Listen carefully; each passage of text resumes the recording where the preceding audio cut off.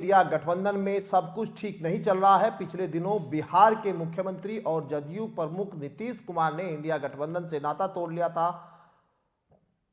वहीं उत्तर प्रदेश में भी समाजवादी पार्टी और कांग्रेस के बीच सीट समझौते पर बात बनती हुई नहीं दिख रही है। कांग्रेस समाजवादी पार्टी द्वारा जारी प्रत्याशियों की पहली लिस्ट से खुश नजर नहीं आ रही है।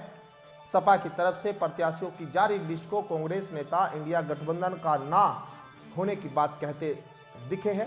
इस बीच बुधवार को कांग्रेस पार्टी और समाजवादी पार्टी के बीच सीटों के बंटवारे को लेकर दिल्ली में मीटिंग हुई।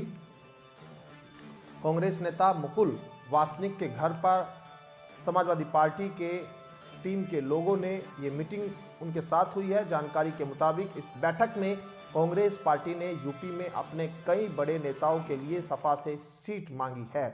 पूर्वांचल और आधा दर्जन सीटों पर अपने बड़े नेताओं के नाम देकर सपा से कांग्रेस पार्टी ने और सीटों की मांग यहां पर की है।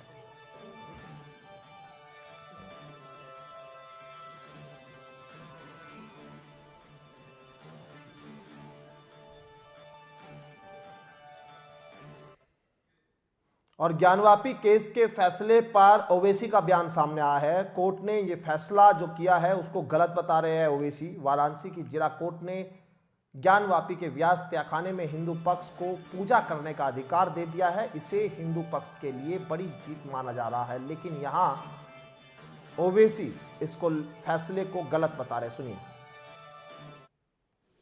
दूसरी बात यह थी कि उन्होंने 17 जनवरी को डिस्ट्रिक्ट मजिस्ट्रेट को रिसीवर अपॉइंट किया।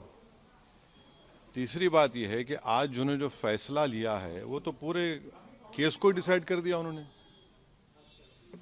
यानी आपने एक तो कितने 93 के बाद से अब तक खुद कह रहे हैं कि वहां पर कुछ नहीं हो रहा था। अब मस्जिद के तहखाने को आप दे रहे हैं तो फिर आपने तो पूरा केस ही डिसाइड कर दिया। भाई कितने साल हो गए? 93 से आप 30 साल हो गए। हाँ, उसमें मूर्तियां कहाँ हैं? कैसे मालूम उनको? तो ये प्लेसेस ऑफ वर्शिप एक्ट का वायलेशन है। भाई 30 साल के बाद आप ये काम की इजाज़त दे रहे हैं तो उनका तो एक काम था कि आप उनको 30 दिन का टाइम देते अपील के लिए। आप कहते हैं कि 7 दिन में पूरा निकाल दो, ग्रिल्स निकाल दो और आप इजाज़त दे दिए। तो ये सरासर गलत फैसला है। और आखिरी बात यह है कि नरेंद्र मोदी की सरकार जब तक अपनी खामोशी को तोड़ेगी नहीं और साफ तौर पे कहेगी नहीं कि हम प्लेसेस ऑफ वर्शिप एक्ट के ऊपर स्टैंड बाय करते हैं, ये पूरे तनाज़े चलते रहेंगे। और मैं फिर से कह रहा हूं कि जब बाबरी मस्जिद का टाइटल सूट का जजमेंट आया था, मैंने जिस एप्रीहेंशन का इजहार किया था कि वो फैसला यकीनन सुप्रीम कोर्ट हमारा आखिरी कोर्ट, हम इज्जत करते हैं, मगर फेद की बुनियाद पर आने से ये तमाम चीज़ें खुल रही हैं। और उस सुप्रीम कोर्ट के फैसले में प्लेसेस ऑफ वर्शिप एक्ट को बेसिक स्ट्रक्चर का हिस्सा करार दिया गया था। तो फिर ये लोअर कोर्ट सुन क्यों नहीं रहे हैं और केंद्र सरकार क्यों नहीं बोल रही है?